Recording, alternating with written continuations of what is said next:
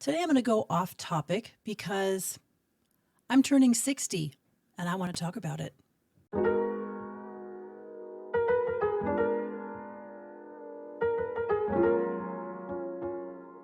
So, here where I live, fall has arrived.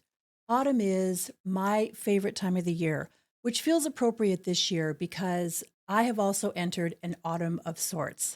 As of today, the day of posting this video, I am 60 years old. For me, 60 is standing on a threshold, contemplating the beginning of the end.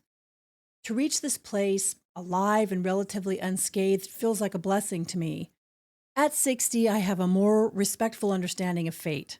I'm on the very younger end of old. 60 is a chapter between middle age and old age, a chapter that I'm still trying to define.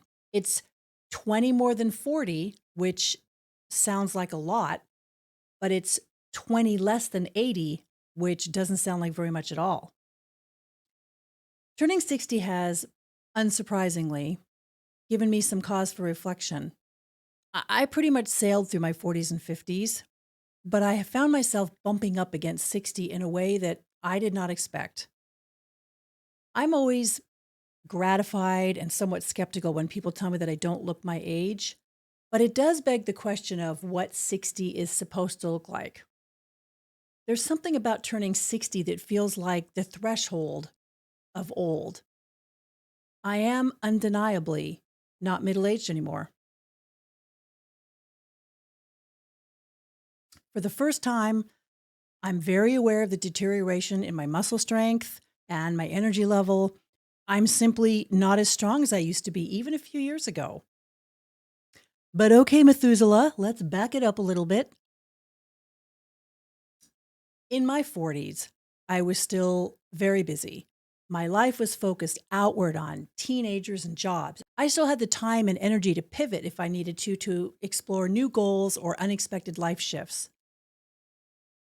My very vibrant mother passed away in my early 50s.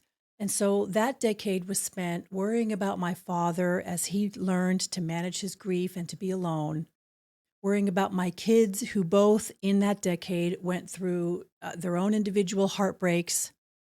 And then I also dealt with some health issues that cropped up for me unexpectedly for the first time in my life. And now at 60, both my parents are gone. I've had some friends pass on. My youngest child is in her 30s, and my oldest child is almost 40. They have their own lives, and they don't need me like they used to. But they've also just begun to give me grandchildren. And I have been a bit surprised by how much I love those grandchildren. I mean, I love my kids, but it's like my heart has grown 2 sizes.